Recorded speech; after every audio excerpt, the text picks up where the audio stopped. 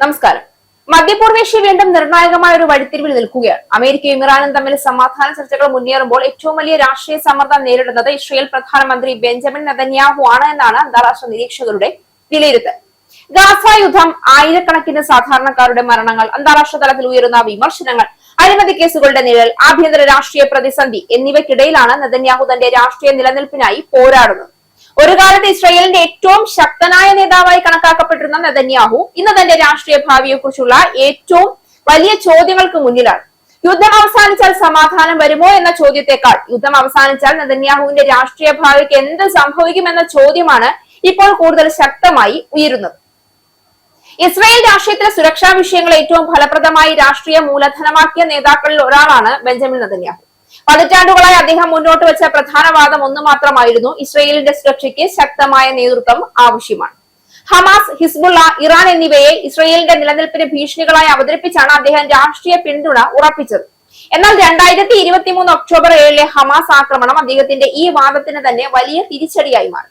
രാജ്യത്തിന്റെ ചരിത്രത്തിലെ ഏറ്റവും വലിയ സുരക്ഷാ വീഴ്ചകളിൽ ഒന്നായി കണക്കാക്കപ്പെടുന്ന ആ ആക്രമണം തടയാൻ ഇസ്രായേൽ രഹസ്യാന്വേഷണ സംവിധാനങ്ങൾ പരാജയപ്പെട്ടത് സർക്കാരിനെതിരെ കടുത്ത വിമർശനത്തിന് വഴിവെച്ചു.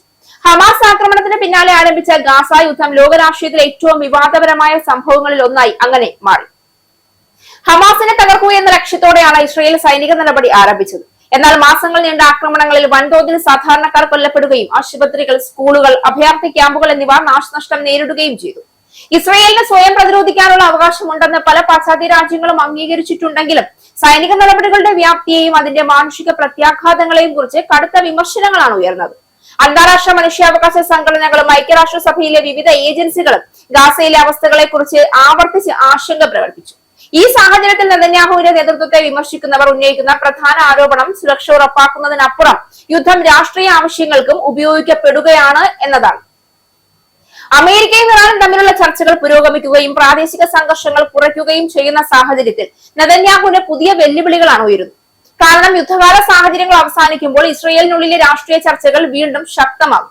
ഒക്ടോബർ 7 ആക്രമണത്തിന്റെ ഉത്തരവാദിത്വം, രഹസ്യാന്വേഷണ വീഴ്ചകൾ, യുദ്ധത്തിന്റെ നടത്തിപ്പ്, ബന്ദികളുടെ മോചനം എന്നിവയെക്കുറിച്ചുള്ള അന്വേഷണങ്ങൾ കൂടുതൽ ശക്തമാകാനും സാധ്യതയുണ്ട്. യുദ്ധ സാഹചര്യം തുടരുന്നിടത്തോളം ഇത്തരം ചോദ്യങ്ങൾ പിന്നിലേക്ക് പോകുമെങ്കിലും സമാധാന കാലത്ത് അവ വീണ്ടും കേന്ദ്ര വിഷയമാകും. അതിനാൽ ചില രാഷ്ട്രീയ നിരീക്ഷകർ ചൂണ്ടിക്കാട്ടുന്നത് സമാധാന പ്രക്രിയ ശക്തമാകുന്നത് നെതന്യാഹുവിന്റെ രാഷ്ട്രീയ സ്ഥാനം കൂടുതൽ ദുർബലമാക്കാൻ ഇടയാക്കുമെന്നാണ്. നെതന്യാഹുവിന്റെ രാഷ്ട്രീയ ജീവിതത്തെ പിന്തുടരുന്ന മറ്റൊരു വലിയ നിഴലാണ് അഴിമതി ആരോപണം. കൈക്കൂലി, വിശ്വാസവഞ്ചന, അധികാര ദുരുപയോഗം തുടങ്ങിയ ആരോപണങ്ങളുമായി ബന്ധപ്പെട്ട കേസുകൾ വർഷങ്ങളായി കോടതികളിൽ തുടരുകയാണ്. അദ്ദേഹം എല്ലാ ആരോപണങ്ങളും നിഷേധിക്കുന്നുണ്ടെങ്കിലും ഈ കേസുകൾ പൊതുജന വിശ്വാസത്തെ ബാധിച്ചിട്ടുണ്ടെന്ന വിലയിരുത്തലുകൾ ശക്തമാണ്. യുദ്ധകാല നേതൃത്വത്തിന്റെ മറവിൽ ഈ വിഷയങ്ങൾ പൊതുചർച്ചയിൽ നിന്ന് അകന്നുപോയെങ്കിലും രാഷ്ട്രീയ സാഹചര്യം മാറുമ്പോൾ അവ വീണ്ടും പ്രധാന വിഷയങ്ങളാകാൻ സാധ്യതയുണ്ട്. ഒരു കാലത്ത് അമേരിക്കയുടെയും യൂറോപ്യൻ രാജ്യങ്ങളുടെയും ശക്തമായ പിന്തുണ നേടിയിരുന്ന നെതന്യാഹു ഇന്ന് കൂടുതൽ വിമർശനങ്ങൾ നേരിടുകയാണ്.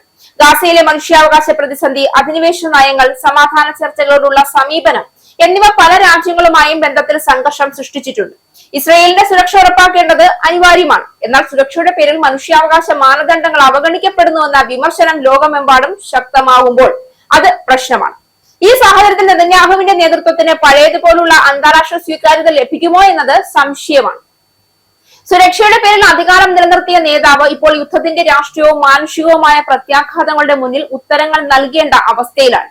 ഒരു നേതാവിന്റെ വിജയം യുദ്ധങ്ങൾ ആരംഭിക്കുന്നതിലല്ല, സമാധാനം സ്ഥാപിക്കുന്നതിലാണെന്ന് ചരിത്രം പലതവണ തെളിയിച്ചിട്ടുണ്ട്. ആ മാനദണ്ഡത്തിൽ നോക്കുമ്പോൾ നെതന്യാഹുവിന്റെ പാരമ്പര്യം ലോക സമാധാനത്തിന് മുകളിൽ ഇരുട്ട് പരത്തിയ നേതാവ് എന്ന് ചരിത്രം കുറിക്കും.